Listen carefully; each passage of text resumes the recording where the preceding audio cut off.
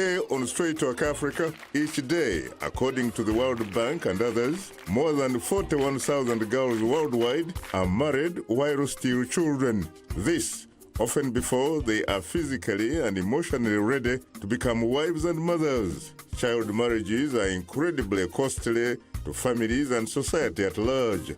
That's coming up next right here on Straight Talk Africa. Hello, welcome to Straight Talk Africa, live from the Voice of America headquarters here in Washington. I am Shekasali. And hello to all of our viewers and listeners on the continent and elsewhere. I'm Haiti Adams Fitzpatrick, your social media reporter. Today, it's a discussion on the social and economic impacts of child marriage in Africa. Later, our audience has weighed in on our topic through emails, Facebook and Twitter comments. We'll reveal some of them ahead on Straight Talk Africa. The problem is child marriage, and the solution, most people agree, could be education, education, education. My colleague, Paul Cisco, has more. Child marriage. The numbers are staggering. First, as defined by the United Nations and others, child marriage is any legal or customary union involving a boy or girl under the age of 18.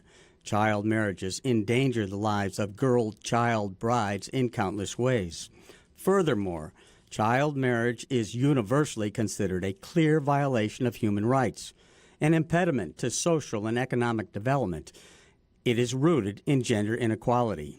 That is, the low value placed on girls and women in societies perpetuates the act and acceptability of child marriage, where the practice is common. While boys sometimes marry young, girls are overwhelmingly the harmed victims. And if current trends continue, more than 140 million girls will marry young early in the next decade, upwards of 41,000 a day. What's more, according to both the World Bank and the International Center for Research on Women, child marriage will cost developing countries trillions of dollars by 2030.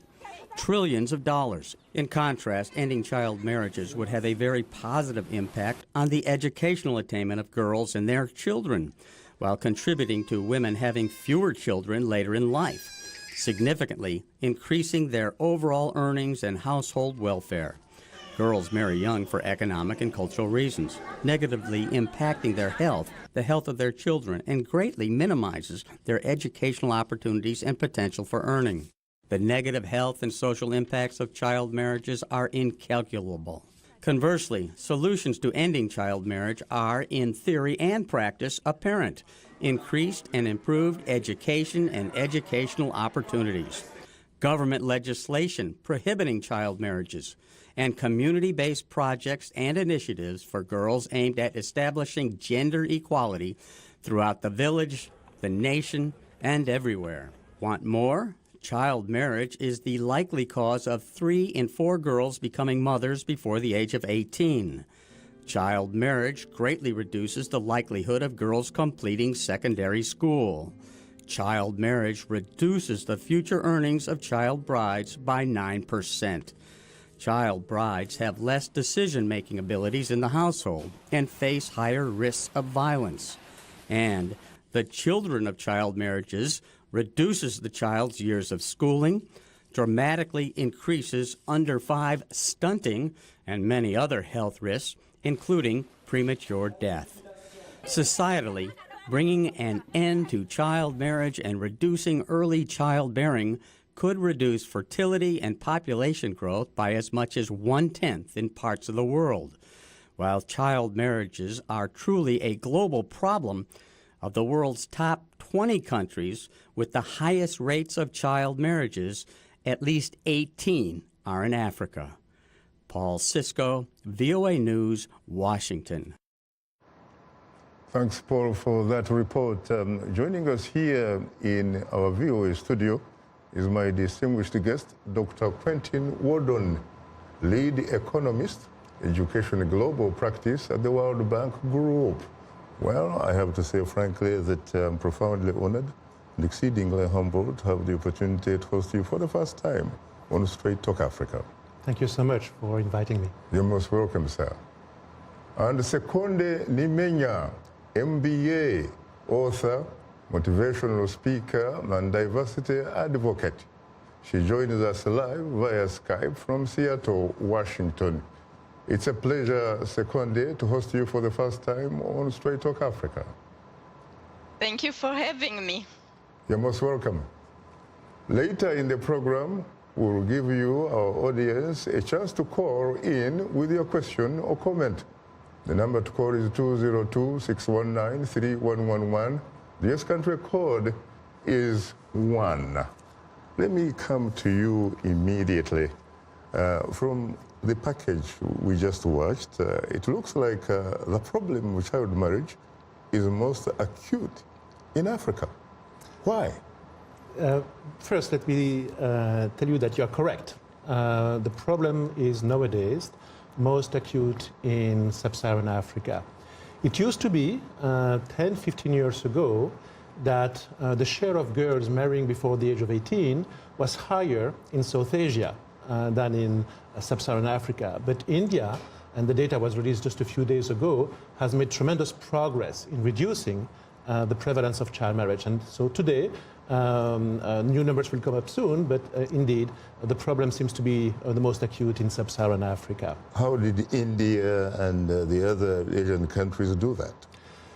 That's a complex question, but your introductory piece was very good, and you mentioned education, education, education.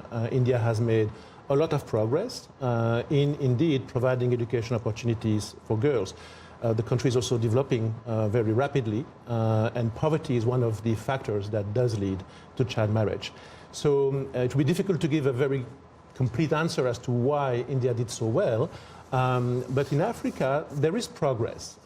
Today, across the continent, a little bit more than a third of girls still marry before the age of 18. If you look back about 20, 30 years ago, it was just a bit under 50%. So you have about a 10 percentage point decline in child marriage. But that's decline in 2 to 3 decades. So it's declining, but way too slowly. Now, Quentin, when we talk about the solution being education, what exactly are we talking about here? Because what type of education, in fact, are we talking about? Are we talking about Western type of education? Well, before we think about the type of education, we have to understand why do so many girls marry early, right? And I should just mention that child marriage is defined as a union, so cohabiting with somebody, whether this is a formal or informal union. That's how it is measured, right? To me, the key word is the lack of a viable alternative. So if girls or their parents do not have an alternative to marrying early, then they will marry early. Why do they marry early? So, you know that in many parts of the world, access to education is still very limited. The secondary school might just be, for example, too far away. You also know that the quality of the education that is provided is often low. That means that it's often difficult for families to make the sacrifices that are needed to send their girls to education. But again, here I think you're probably talking or alluding to what some would call Western type of education. Well, because surely there must be social, cultural types of education. Right. There are different types of education, and actually you see a lot of heterogeneity within a country, for example, in the preferences of parents in different types of education. We can go back to that later, but I want to go back to the question as to why do girls marry early? And there are different reasons, but in many societies, it's very considered as a major problem if a girl becomes sexually active, for example, outside of marriage. And so parents, sometimes even to protect the girl, sometimes they force the girl, try to find a solution to that risk of ostracism, if you will, by marrying the girl. But the parents also consider often the education, continuing one's education, as the best alternative to early marriage, right? Now, on the type of education, that depends really on the preferences of the parents and the girls. In some parts of countries, for example, you would have many parents who would like to send their daughters to an Islamic school, which is completely okay, or others might want to send to a private school or a public school. But the key is that you need to have some education alternative in order for the parents to have what I call a viable alternative to early marriage for their daughter. Let me go to Sekonde, who happens to come from Africa. Sekonde, you come from Burundi, correct? Correct. To what extent is child marriage a problem in Burundi and the neighborhood?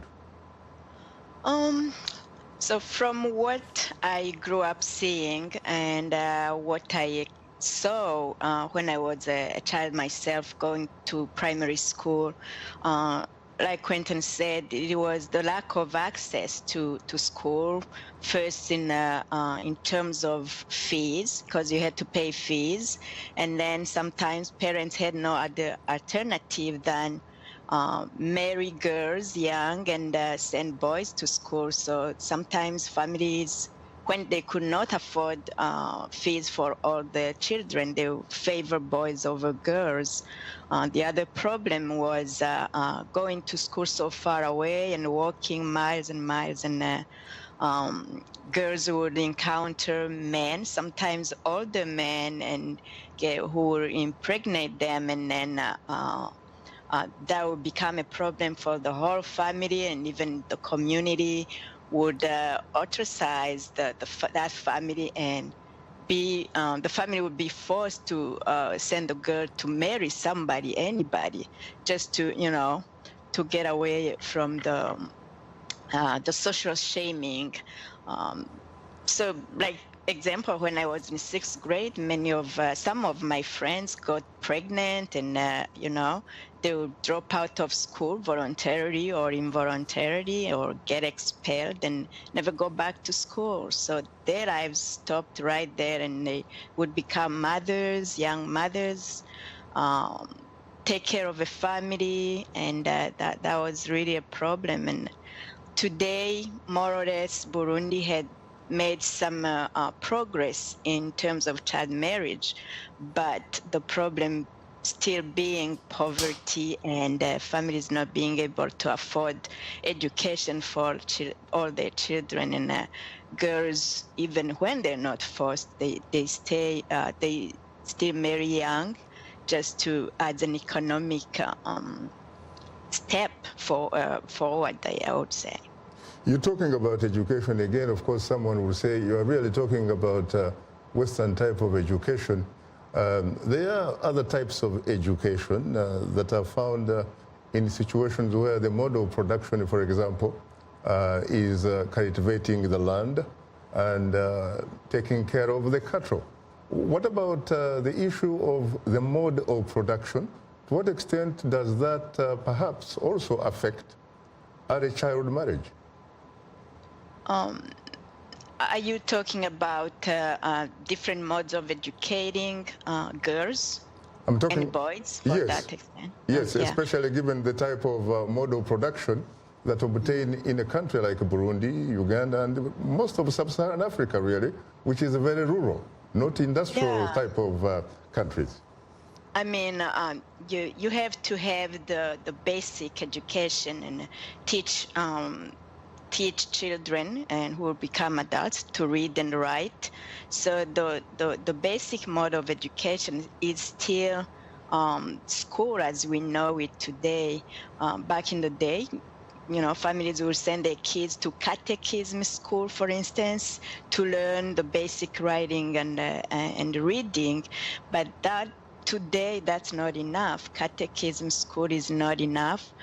Children need to go to school, finish primary school level, go to secondary school, because even with agriculture, it's not enough to sustain a family nowadays if you only produce for consumption, because you want to teach students the modes of agriculture that is more modern in today's changing world, so they can become self-sustaining and sell what they produce, not just consume it. Thank you very much. Before pausing for a short break, we want to remind you that Straight Talk Africa is now streaming live on Facebook. To watch our show, just enter the keyword Straight Talk Africa, and don't forget to share it with your friends. We are on Twitter, and we are tweeting live. Follow us at VOA Shaka. That's VOA Shaka, and join in on today's discussion with your questions and comments. Don't forget to use the hashtag VOA Child Marriage, and we will air some of your comments later in the show. We'll be right back with you, so please don't go away.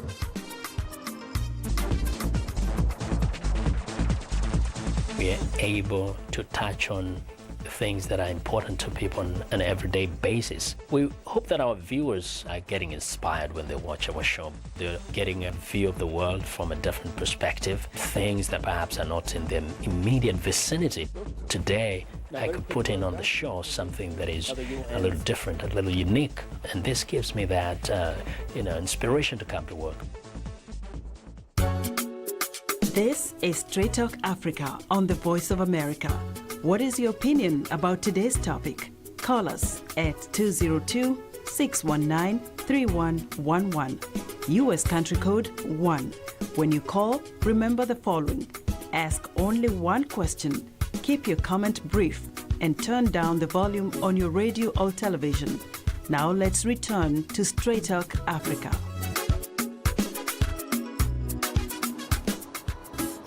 Thank you very much, Esther Gidu-Yuwat. And of course, this is Straight Talk Africa, coming to you live from Washington. Quentin, what is the extent and the trends in child marriage in Africa? So as I mentioned, child marriage is declining in the region, but too slowly. So it went from a rate of slightly less than 50% almost 30 years ago to a bit more than a third today. Very interesting. Why is it that, for example, most of these cases really, again, are found in Africa? Is it because Africa is less industrialized? Or is it because Africa is not focusing on providing, for example, civic education to all its people? So, again, I think it's a combination of factors, right? Africa has lower enrollment rates in secondary education than most other regions. The parents face a choice of sending the girls to school, or often, if she doesn't go to school, marrying her, right? It's actually, because of social norms, very difficult for a girl who dropped out of school in many countries to not marry quickly. Now, why do we have lower enrollment rates and often lower quality of education in Africa? It's a question of economic development. It's a question also of the fact that we need to make school more affordable, more school nearby, and of higher quality. In terms of social norms, I'm not sure that the situation is much worse in Africa than it would be, for example, in South Asia. It's a question of opportunity. And you mentioned before the issue of production. And I just want to say one word on that. So many parents want the girls to learn how to read, write, and be productive. One of the issues is that in many parts of Africa, you don't yet have women who have gone to school and are functioning as role models, if you will, as aspirations for the younger girls to follow. And so it's a little bit of a vicious circle, because you don't have that many older women who have gone through the full, for example, secondary education, have created a small business, or are working as a nurse, or are working as a teacher in school.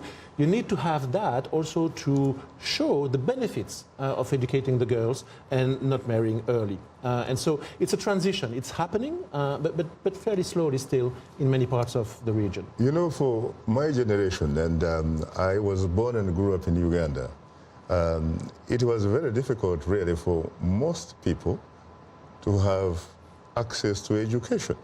You would find sometimes that a student, in fact, would probably be walking an average of 10 miles to reach the nearest primary education. But the type of education that you got seemed to have at least some value at that time. If you were being taught to read and write, you actually were taught to read and write, and you ended up knowing how to read and write. Now today, when you go to most African countries, including Uganda, you have the impression that every kid has unfettered access to school because of the establishment of universal primary education.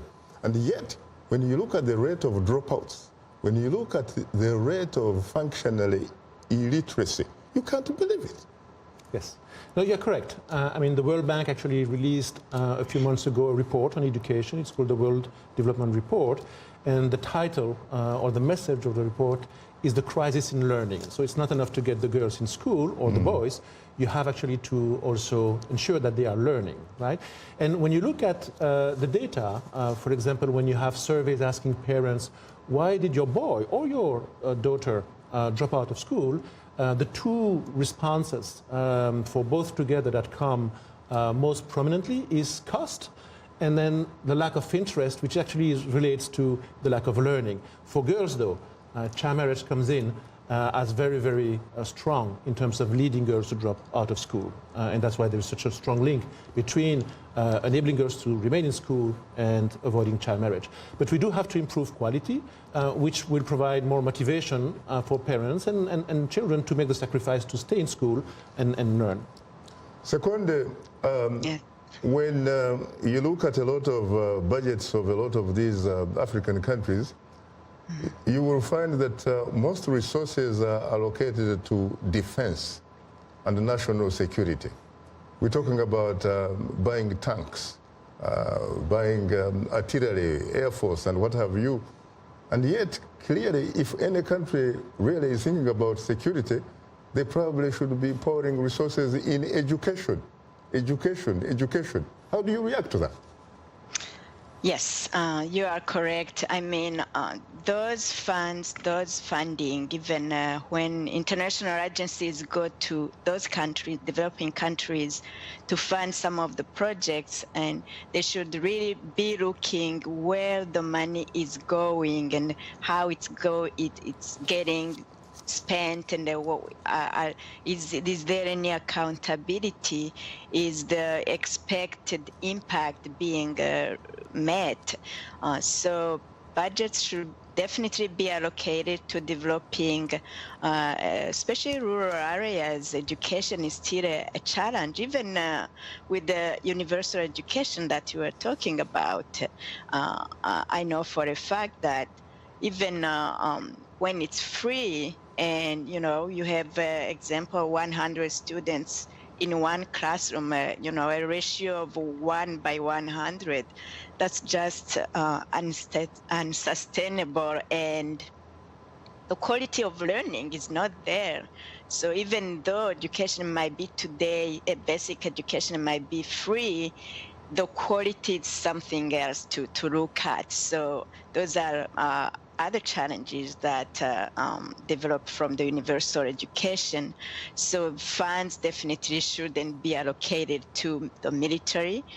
We should teach people how to live peacefully with one another, teach boys and girls how to respect one another, teach leadership. I do teach leadership sometimes when I go back home, and I know for a fact that those are not skills that they don't teach in formal education. So beside formal education, we should be teaching students leadership, how to lead, how to, citizenship, that kind of thing, and then add to that vocational education, so that those who don't continue to the university can at least go back in their communities and start their own businesses, be entrepreneurs themselves, and hire others in their communities. I think that's the key to development. Very interesting. Quentin, again, when I was growing up, at least my generation, which is probably your generation, it so happened that teachers were the role models. But today, in most Africa, they are no longer the role models. They are not remunerated well. In fact, even at universities, really, teachers find it very difficult, even to lecture. Now, there are some critics who have been saying that part of the problem really came from the institution where you work, the World Bank, one of the Bretton Woods institutions, that you used to have what is called a program called structural adjustment programs. and that this particularly removed the subsidies, for example, or pressured African governments to move away from, quote unquote, subsidizing education. Is that a fair criticism?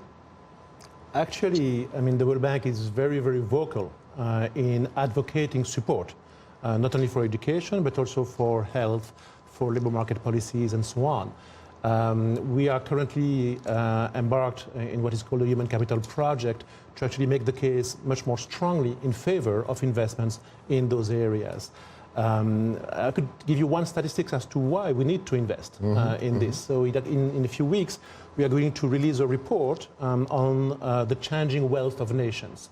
And the concept of wealth is essentially the assets that a country has to promote its future development, to generate income, to generate GDP. And what we found in the three main categories of wealth, you have produced capital, for example, which is machineries or roads, infrastructure. You have natural capital, I mean, that's your oil, your minerals, and other things. And then you have human capital, which is the future earnings of your labor force. And what we find is that human capital is by far the largest component of the wealth of nations, and it increases as countries develop. And so we are using those numbers and many other studies and arguments to actually advocate for investments in education, in health, and in the social sectors. You know, there is a saying that if you educate a boy, you end up getting a man, an individual. But that in fact, if you educate a girl, you end up getting a woman who pretty much can impact very, very positively her neighborhood. Do you agree? Oh, absolutely. Absolutely. The benefits from investing in girls' education are just stunning. And we may later talk about the cost of child marriage, right? But the reverse is the benefit from girls' education. They are very large in terms, not only on the earnings of the girls when they become adults, right? If they are better educated, they will have better jobs and they will have more earnings that will reduce poverty. But you have, especially with girls, a lot of other positive impacts. It reduces fertility rates, which also helps to reduce poverty. And then you have a lot of effects that go from one generation to the next. So the children of a mother who is better educated are going to be better educated. If you educate the mother, you are going to actually reduce the risk of under 5 mortality, dying by age 5, or being malnourished. It's actually the same with child marriage. But so the benefits of investing in girls' education and ending child marriage are very, very large. That's one of the best investments that countries can do. Incredible, because in fact, I remember reading the story of Singapore. We're talking about Lee Kuan Yew, the man that essentially found Singapore a city-state that was so poor, third world. And for the next 31 years, he pretty much developed it into a first world. He talked about especially men who had gone to universities. He encouraged them to marry women who were university graduates, because at the end of the day, that couple would bring about incredible, incredible progress. And of course, you know, the rest is history about Singapore. Do you sometimes think about, or do you in fact recommend to African governments to adopt certain probably affirmative actions in terms of educating the girl child? We might not call it affirmative action, but yes, we do really recommend to governments to invest in girls' education. And just 2 years ago, approximately, a little bit less, our president made a commitment together with Ms. Obama, who was First Lady then, to invest $2.5 billion in girls' education over the next 5 years. And so we're actually well ahead of that. But this is something that we take very seriously and that we advocate for. Very interesting. Well, you are tuned into Straight Talk Africa. We'll have more of a discussion in a moment, including our social media segment. So please don't go away.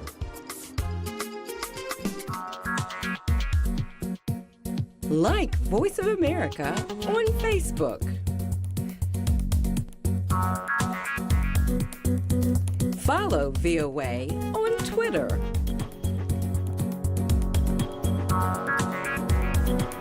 Join VOA on our YouTube channel.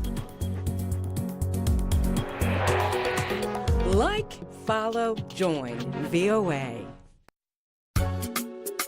This is Straight Talk Africa on the Voice of America. Call us now with your questions and comments. The number is 202-619-3111 and the U.S. country code is 1. Call us direct and we'll call you right back. Remember to turn down the volume on your radio or television and keep your comments brief. Now back to Straight Talk Africa. Thank you very much, Esther Gidi-Yuwat, and welcome back to Straight Talk Africa, live from Washington. It's time to bring in our social media reporter, Heidi Adams-Fitzpatrick. Take it away, Heidi. Thank you very much, Shaka. We've received excellent social media feedback this week. Child marriage is an ongoing tradition in many parts of the world, even though it is universally considered a human rights violation. It's particularly prevalent in sub-Saharan Africa, where nearly 40% of girls are married before the age of 18. And so this leads us to our question of the week, which asked, how do you feel about children being forced into marriage before the age of 18? Now to our social media comment of the week from Facebook fan Hussein Mayomba from Tanzania, who writes, underage marriage is a barbaric tradition which undermines girls' human rights. It contributes a great deal in constructing an unequal gender balance in society because it deprives girls of an education. Governments must enact strict laws and enforce them, as well as initiate economic programs that will lift people out of poverty. Let's go to another comment from a Facebook fan, Simon Kabwaya from Uganda, who writes, at the age of 16, someone must be in school. I believe poverty is the main factor that may lead to child marriage.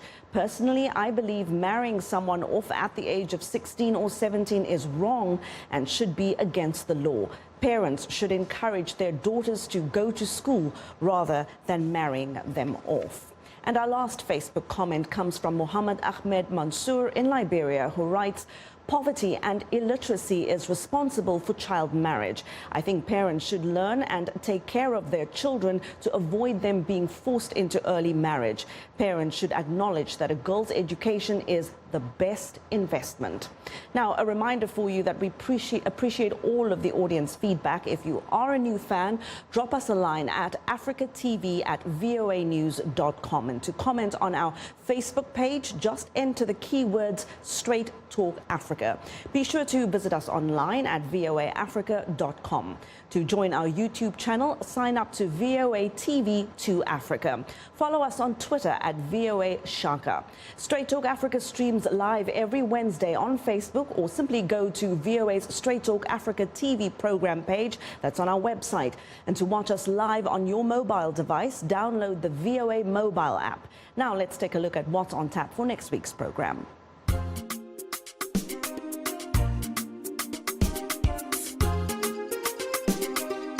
On the next Straight Talk Africa, a look back at President Donald Trump's first year in office, his successes and setbacks. We'll also take a closer look at his agenda for the year ahead. Join us next week right here on Straight Talk Africa. And that is our social media segment for today. Shaka, you and the guest, of course, have a lot of social media comments to discuss, so I'll hand it back to you. Thank you very much for sharing some social media reaction with us. Well, of course, today it's a discussion on the social and economic impact of child marriage in Africa. Our distinguished guests for today are Dr. Quentin Wardon, lead economist, education global practice at the World Bank Group, and Sekonde Nimenya, MBA, author, motivational speaker, and diversity advocate. She joins us from Seattle, Washington. Well, lady and gentlemen, I have to say frankly that I'm profoundly honored and exceedingly humbled to have the opportunity to host the two of you for the first time on Straight Talk Africa. Thank you again. You're most Glad welcome. to be with you. You're most, you're most welcome, Sekonde. You listened to some of that social media reaction from Heidi. Your reaction?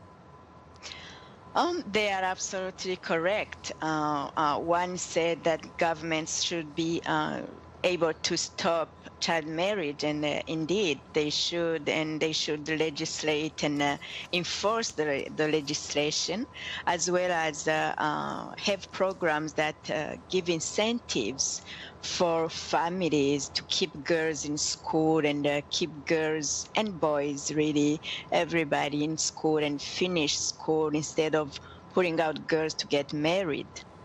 I think the other one was talking about on the same line, in the same lines, that it's barbaric to marry a girl at that young age, because even though a girl might be physiologically look like she's mature, because she's attained puberty, it doesn't mean she's ready to be someone's wife, let alone to have children of her own when she's still a child herself. So girls should be allowed to go to school, stay in school, and graduate elementary school or primary school, as we call it, home, and go to high school and beyond. Governments really have a big share of responsibility in making sure that girls go to school and stay and have the opportunities to uplift themselves and their families. Quentin, anything to add on that?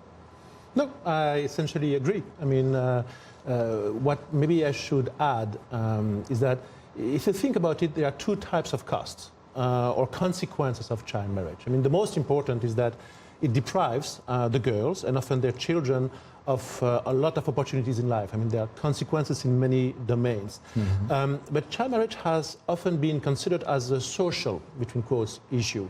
And the reason why we undertook this study on the economic cost is to actually argue that, yes, it's primarily a social issue, but the economic cost, the cost for the economic development of the country are very, very large. And so we are hoping that with this kind of information, ministries of finance and others are going to actually fund programs to end child marriage and keep the girls in school. Right? But what do you say to a pessimistic African peasant farmer who feels that he or she actually needs the labor to work to till their land, and that women are pretty much the gold standard?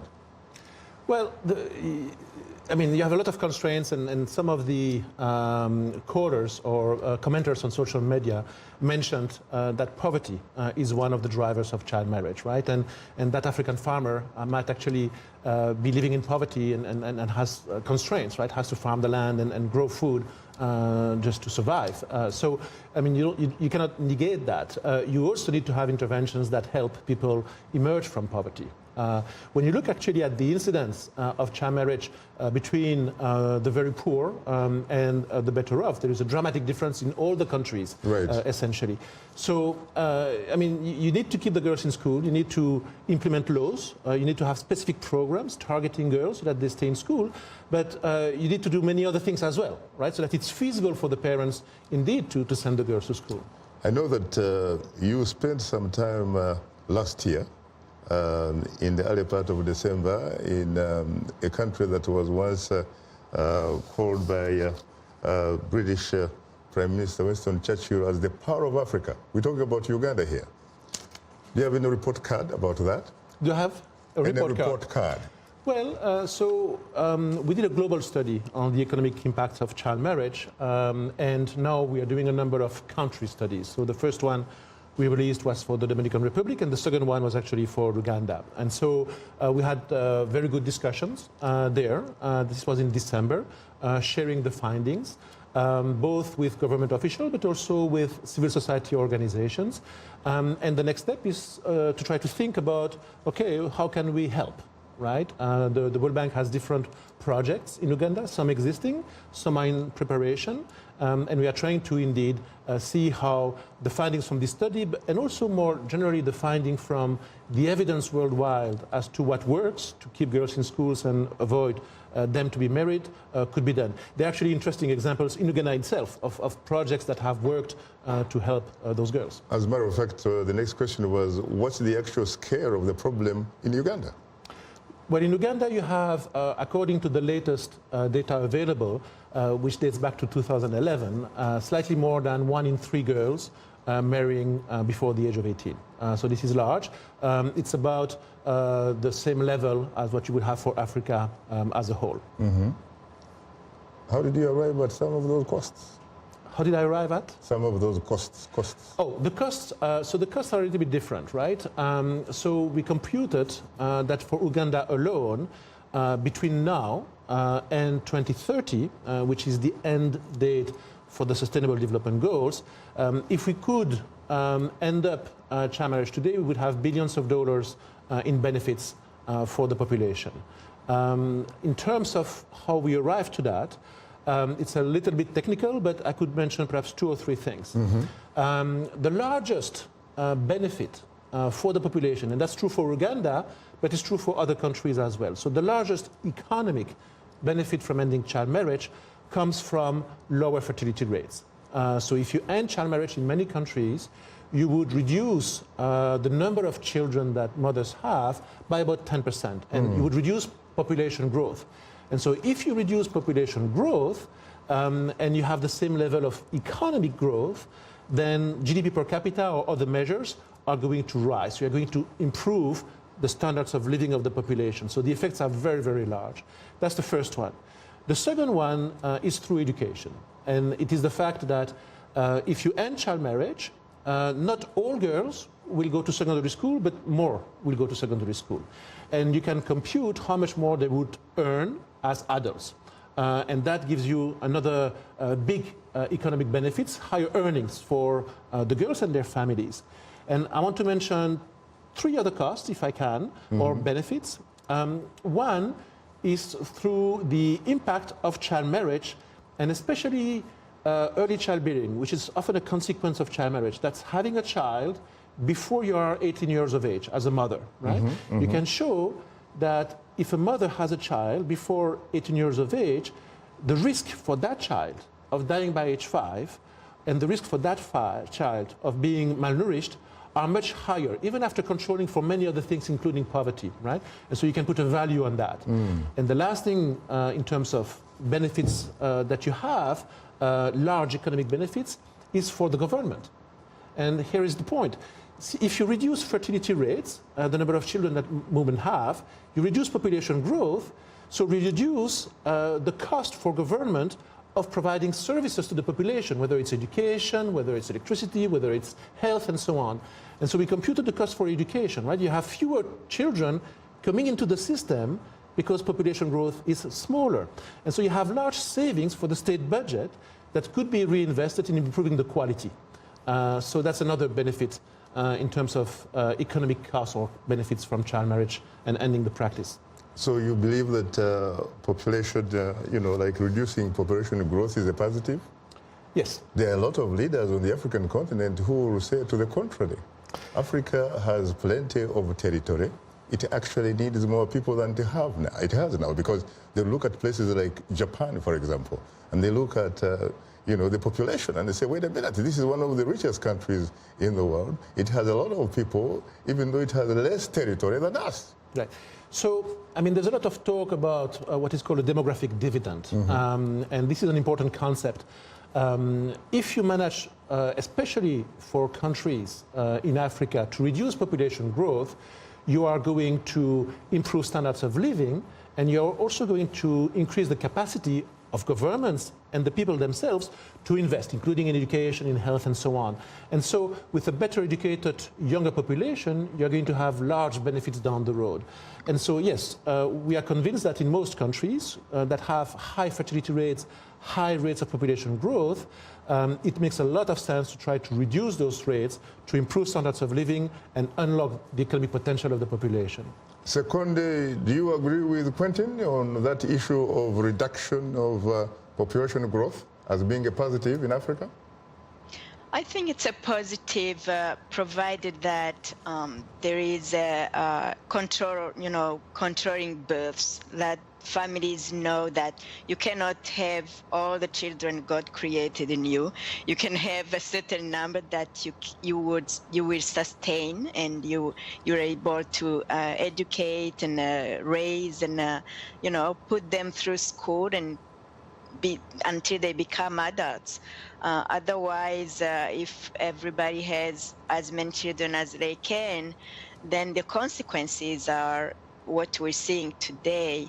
I believe that controlling births would be a good thing. It doesn't mean you will not have children. It does just mean that you have a number of children that you are able to sustain until they can sustain themselves. We know that of course, China was able to go that route and probably came up with some positive results, even though they do have some other problems right now.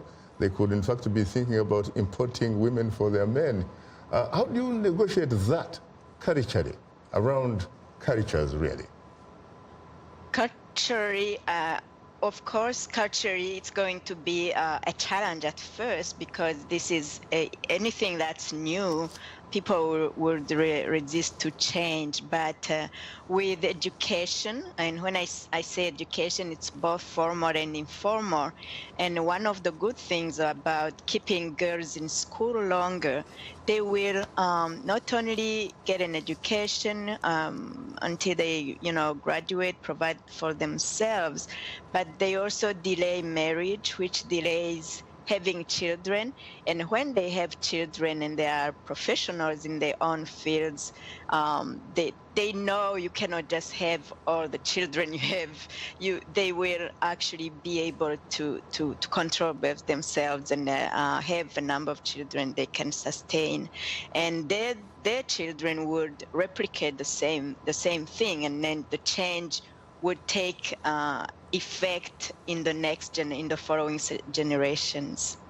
Quentin, how do you negotiate this culture in Africa, especially because it is a very emotive, very sensitive thing, because a traditional African family thinks that the only thing that is really precious are children, and that children actually come from God. I mean, children are very precious, and the question here is to give the opportunities for women and families to choose the number of children that they have. Again, you can see that when you have, for example... choose, you are talking about a couple, a man and a woman choosing. We are not talking about democracy here. I mean, we won't go into the details of that, but... No, but that's where the problem is, because here you are an elite working for the World Bank. You have this very interesting policy, and it is a very good policy. But frankly, how do you sell it to an ordinary, average, traditional couple? Right. So, I mean, again, think about child marriage, since we focused on that, right? You can demonstrate that if child marriage were ended, you would actually have a very large reduction in fertility, and you would have a concurring reduction in population growth, right? So we are not advocating any measures like China would have done. We are simply saying there are a number of policies and investments that we can do that give more opportunities to people, and that will lead to lower population growth, which then will have benefits for the population in countries that have very high rates of population growth. Are there some proven initiatives, for example, that in fact have legs that walk? Yes, I mean, there are, for example, programs that have been succeeding in ending child marriage, to take that example again, and then you can actually show the impact that has on fertility. You can also provide reproductive health services in health centers in countries and do a better job at that. So there are a number of initiatives. Do you have some specific examples? Well, there is, for example, a project right now that the World Bank is implementing in the Sahel. It covers 6 different countries. It's called the Sahel Women Empowerment and Demographic Dividend Project. And one of the key aspects of this is to provide reproductive health services. But another aspect is to empower women and enabling them to actually go to school for adults and girls, which will also have positive effects. Another type of interventions where there's a lot of positive evidence around the world is what is called a Safe Space Club. I don't know if you have heard about No, this I type of haven't. What program. exactly is it? So a Safe Space Club is a club for adolescent girls where typically after school or during the weekend they can discuss among themselves, among girls, with women who serve as mentors. And this is a place where they can learn the basics of sexual and reproductive health, and sometimes those safe space clubs have other dimensions. And there is one example that I really like. It's in Nigeria, and what I found very interesting is that apart from talking about the normal things that you talk in those clubs in a very safe space among girls and female mentors, the parents actually asked that a good part of the time in the club be spent on strengthening what was learned at school, so that the girls would really be literate and they would also be able to do calculations and do math and so on. And that program has had an amazing impact on enabling girls to go to secondary education and graduate. So no, you have a lot of interesting programs, and one of the things that we try to do a lot at the World Bank, but others do it too, is do rigorous evaluations of those programs so that we can say this tends to work and this maybe does not work as well, and give advice to countries as to what they can do. Seconde, how do you react to that? Do you have some different type of recommendations to the World Bank, to the Bretton Woods, that perhaps can do a much more effective approach or something of that sort? No, actually, what he said, it's like he read my notes because, yeah. So, school for girls, it's a challenge because even when you go to school as a girl, you're expected to run home right after school, go fetch water, go, fetch firewood, whatever, do all the household chores and not really have study time. So the program he's describing it's really a great program if other countries can emulate that, because girls need a space, and safe space is even better, brave space is even better, where they can express themselves, they can discover things they don't necessarily learn in school, and have those extracurricular activities that can help them strengthen their knowledge, their formal education, and as well as informal education. That's where they can learn their rights, that they actually have rights and not always succumb to a man's demand. So those programs, I think, could bear more fruit than anything else. Terrific. Let's go to the lifeline of the show, which are the telephone callers. Good afternoon, Janet from Atlanta. You're most welcome to Straight Talk Africa. Thank you. You've talked a lot today about the importance of improving education for girls and improving the economies in African countries to reduce child marriage. But I also wanted to ask about the issue of changing attitudes, and specifically the attitudes of men toward reducing this problem. How big a problem is that, and what are you doing to resolve it? Very interesting. I might add also mindsets. Right. So maybe I should say two things on that. So we don't yet have very strong empirical evidence that programs that try only to change mindsets work to delay marriage for young girls. What we do have is evidence that programs that provide incentives, incentives to go to school, or simply incentives not to be married, may not only delay marriage, but change the mindset of people. And if I can, I would like to give one example. And why not? So it's a program in Bangladesh that provided economic incentives, food and other things to girls if they did not marry by the age of 18. And Bangladesh is like a world record in child marriage. No, Niger is the world record, Niger, but Bangladesh but is high. Bangladesh yes. is one of those. Bangladesh is high. And actually, the program worked very well. In the areas where the program was tested, child marriage decreased by about 20%. And there was a very interesting discussion. Why? Because the amount or the value of the transfers that were provided was not very large. It was about 2% of the consumption of a household, right? And Bangladesh has been growing for quite a bit at fast rates. And so versus normal economic growth, that 2% didn't seem to be very much. And so there was an interesting discussion with the presenter and the audience. And the conclusion, I mean, that should have to be tested, was that there was an incentive. But then because there was an incentive and because all of the girls would go to get what they get if they don't get married, it actually changed the marriage dynamics in the local villages, right?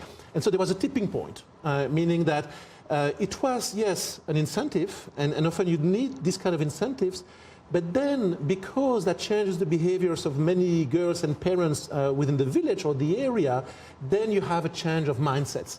And it also reduces, if you will, the pressure for one girl to get married because all of the other girls get married and then she won't get married well if she marries too late, right? So there's a lot to say about social norms, but I think that you have to combine interventions to try to convince people or explain why behavior could change with something that helps that as an incentive, and then you get that tipping point. Any particular reason why Niger and perhaps Central African Republic are pretty much the world champions in this business? Well, I think it's a complex set of factors. I mean, Niger is a very vast country. I mean, for some girls, you need to go quite far to get a secondary school nearby. I mean, there's quite a bit of poverty in Niger, so both the out-of-pocket cost, but also the opportunity cost, the time that the girl will spend in school, may be difficult for parents to afford. It's also a conservative society where parents fear for the future of their girls if, when they drop out, they get sexually active outside of marriage. So it's a number of different things that contribute to that. But Niger is actually implementing a number of programs to try to delay marriage now. And it's part of this Sahel program that I mentioned before. Very interesting. Sekonde, you have the last word. Do you have any specific message for the average African parent in terms of giving a chance to the girl child?